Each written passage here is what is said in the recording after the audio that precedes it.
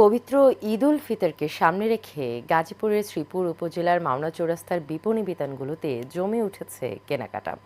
সকাল থেকে গভীর রাত পর্যন্ত ক্রেতাদের ভিড়ে সরগরম হয়ে উঠেছে মার্কেটগুলো। বাতেন পাইকারি সুপারমার্কেট, কিতাব আলী প্লাজা ও বাই বাই সুপারমার্কেট সহ আশেপাশের মার্কেটগুলোতে সকাল থেকেই ক্রেতাদের ভিড় দেখা যাচ্ছে। পোশাক, জুতা, কসমেটিক্স সহ বিভিন্ন পণ্যের দোকানে চলছে জমজমাট বেচাকেনা। বিশেষ করে নারী, শিশু এবং তরুণদের পোশাকের দোকানগুলোতে সবচেয়ে বেশি ভিড় লক্ষ্য করা যাচ্ছে। ক্রেতাদের নিজেদের পছন্দের পোশাক কিনতে বিভিন্ন দোকানে ঘুরতে দেখা যাচ্ছে। দোকানে বিক্রেতারা কাপড় দেখাচ্ছেন, টাকা লেনদেন করছেন ক্রেতারা। ব্যবসায়ীরা বলছেন, আবহাওয়া অনুকূলে থাকলে ঈদের আগের দিনগুলোতে বিক্রি আরও বাড়বে। এবারে অর্থনৈতিক প্রাণচঞ্চলতা ফিরেছে, তা ক্রেতা বিক্রেতাদের মধ্যে দেখা যাচ্ছে।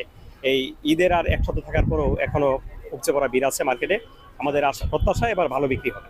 পাঞ্জাবি কিনতে আসছি, দাম মোটামুটি রিজনেবলই আছে।